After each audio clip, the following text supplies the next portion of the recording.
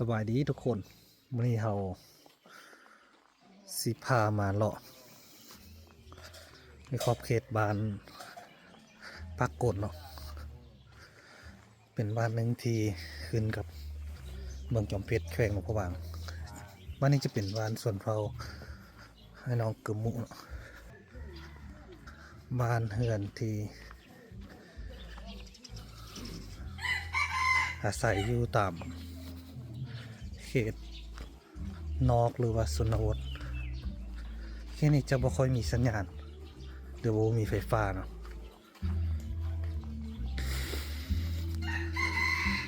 ส่วนใหญ่เพิ่นจะอาศัยอยู่แบบธรรมชาติแบบดั้งเดิม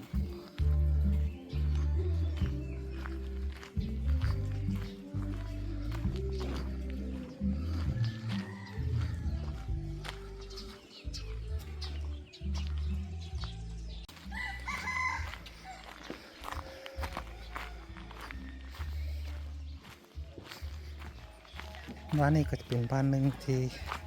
จะถูกน้ำท่วมในอนาคตมาจากการสร้างเขื่อนไฟฟ้าน้ำของเนาะเป็นอันนี้เป็นบ้านปัก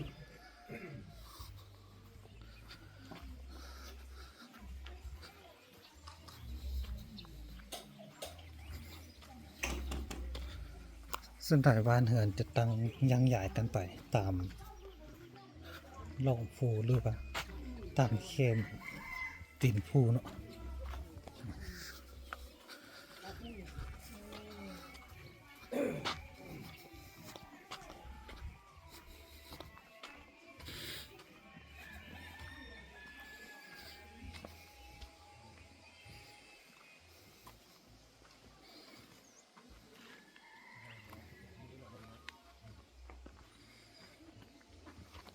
บรรยากาศยามเช้า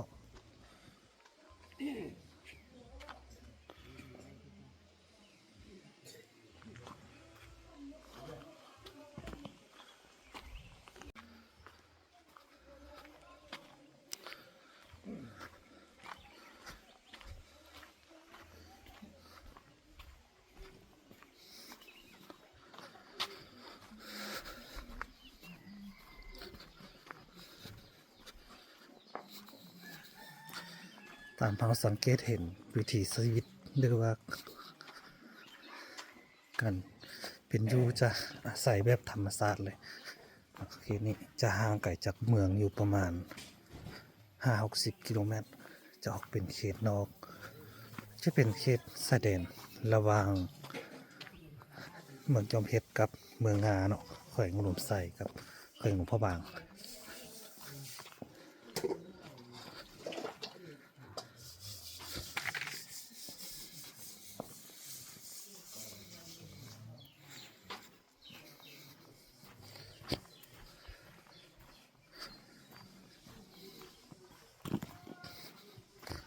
ส่วนนี้จะเป็นส่วนโรงเรียน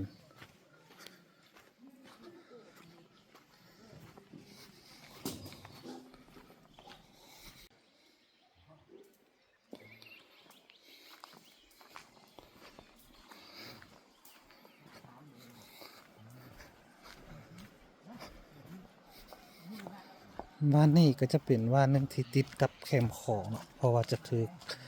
ผลกระทบจากการสร้างเขื่อนเพราะจะไปอยู่ใกล้กับน้ำของนะใกล้กับหาดของน้ำของใกล้ๆกับบ้านนี่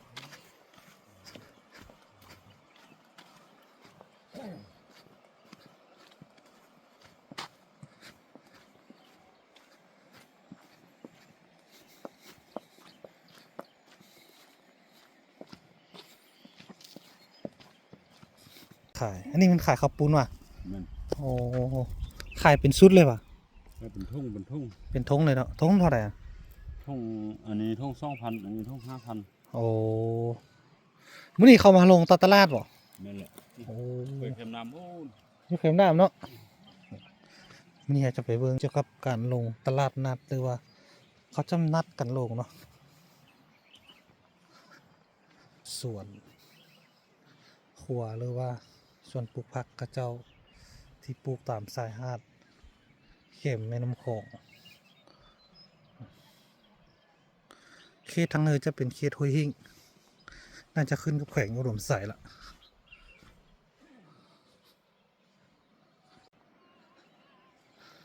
มื้อนี้จะเป็นมื้อหนึ่งที่ชาวบ้านอยู่ในขอบเขตเนาะขอบเขตนี้จะพากันลงมาขายเครื่องกินเนาะขายกินขายเครื่องแห้งส่งเสื้อเครื่องใส่สอยชีวิตประจำวันเราจะมาเบิ่งนำกันนะครับมีอย่างแดที่เขาลงมาขายมันจะมีพักไม่เป็นเครื่องเขียน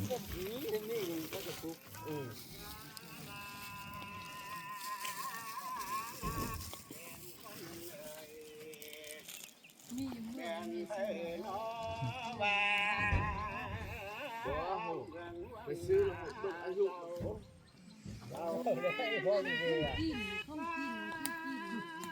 บ่มันเข้าอันละยำตัวมีดนะมันนี่เขาเก็บออกเมื่อให้ผู้สิมีมีดใจไปดีกินข้าว ขายเครื่อง ไปที่ไหน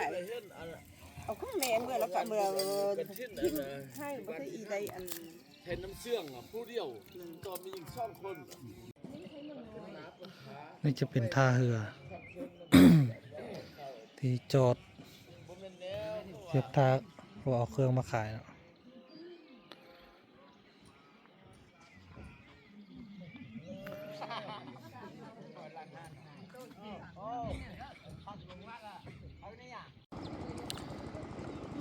ผู้คนจะเริ่มลั่งไหลกันเข้ามาเนาะบางขายเครื่องยืนเข็มหาดทรายระหว่างวานต่อวานเนาะจะมาโฮมกันในสังเกตเห็นว่าจะมีเรือเข้ามาเนาะ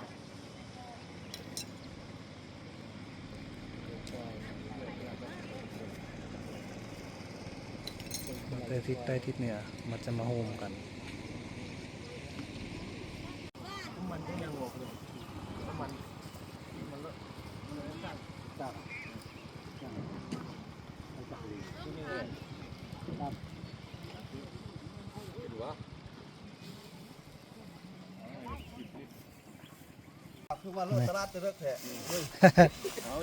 สวัสดี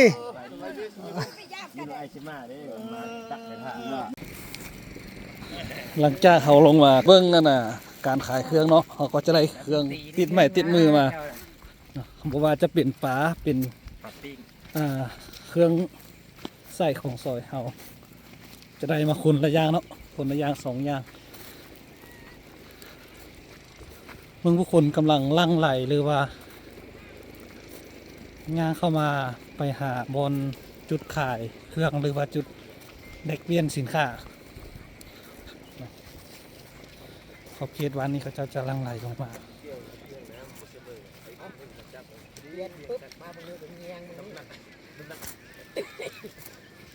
ทุกคนจะลั่งไหลเข้ามาเนาะเพื่อว่าจะมาสับจ่ายใส่สอยส่วนหลายจะเป็นเครื่องอาหารการกิน